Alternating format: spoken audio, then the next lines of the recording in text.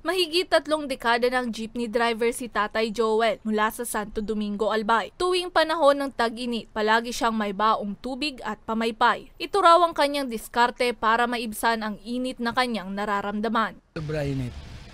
Grabe talaga. Kaya medyo mahanap ng malilim para magpaya sa grabing init talaga.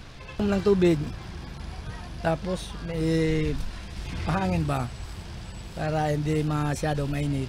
Ayon kay weather forecaster Jaime Bordales Jr. ng Pag-asa, pumalo sa 42 degrees Celsius ang heat index kaninang alas 2 ng hapon sa Legazpi City. Magpapatuloy raw ang maalinsangang panahon hanggang sa susunod na mga araw ngayong linggo.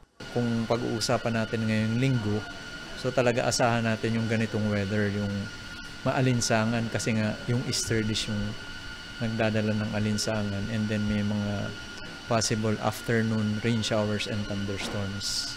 May posibilidad din daw na may mabuong bagyo sa susunod na linggo. Subalit posible pa rin itong magbago ayon kay Bordales.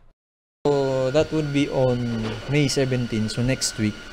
But then again, forecast pa lang ito, ang haba pa ng oras. So ang dami pang possible na deviation sa pinapakita ng model ngayon. So, possible na malusaw siya or mag-intensify. So, ang advice natin pa rin sa public ay since may pinapakita ang model na possible development ng isang bagyo next week. So, patuloy po na mag-antabay doon sa mga advisories na linalabas ng Pag-asa. Samantala, patuloy na pinag-iingat ang publiko sa mga posibleng dumapong sakit dahil sa matinding init ng panahon at iwasan din ang pagbilad mula alas 10 ng umaga hanggang alas 3 ng hapon. Para sa mga balitang Tatak, Bicol, May Insinares.